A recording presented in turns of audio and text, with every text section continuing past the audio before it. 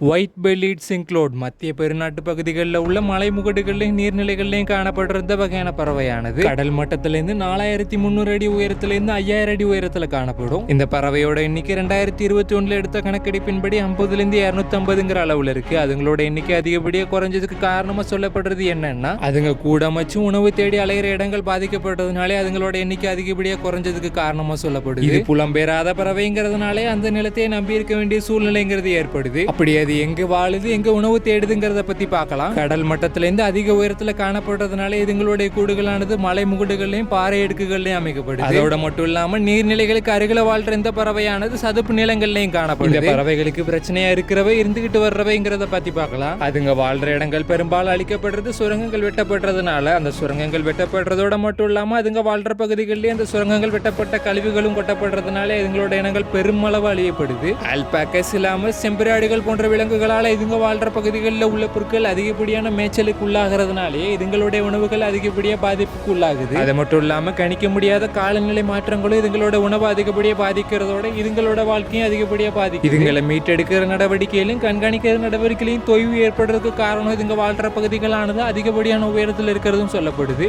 ஒருவேளை இந்த உலகத்திலிருந்து இந்த பறவையானது அழிஞ்சதுன்னா இதுங்க வாழ்ற பகுதிகளில் உள்ள பூச்சிகளோட எண்ணிக்கை அதிகப்படியாகிறதுக்கும் வாய்ப்பு இருக்கு. அது மட்டும் இல்லாம இதுங்களை உணவா எடுத்துக்கிற உயிரினம் பாதிப்படைகிறதுக்கு வாய்ப்பு இருக்கு. அடுத்ததா பார்க்க போறது இதுங்களோட வாழ்வியல். 50லேருந்து 60 கிராம் எடை இருக்கிற இந்த பறவையானது 5லேருந்து 10 வருஷங்கள் உயிர் வாழும். 24 சென்டிமீட்டர் நீளத்துல இருக்கிற இந்த பறவையானது 1லேருந்து 2 வருடங்கள் இனப்பெருக்க வயது எட்டுறதோட மட்டும் இல்லாம அந்த பகுதிகளில் உள்ள பூச்சிகளை உணவா எடுத்துக்கிட்டு அதுங்களோட எண்ணிக்கையை கட்டுப்படுத்துறதுலயும் பெரிய பங்கு வகிக்கும். பகல் நேரங்களில் உலாவற இந்த பறவையோட இனப்பெருக்க காலங்கிறது செப்டம்பர்லேருந்து மார்ச் மாசம் வரை. இடப்பட்ட முட்டையை பாதுகாக்கிற பணியில ஆண் மற்றும் பெண் பறவைகள் ஈடுபடும். அந்த முட்டைகளானது 14லேருந்து 18 நாட்கள் அடைகாக்கப்படும். இப்படிப்பட்ட ஒயிட் பெல்லிட் சிங்க்லோட்ஸ் பறவையை பற்றிய உங்களுடைய கருத்துக்களை கமெண்ட் பாக்ஸ்ல சொல்லுங்க.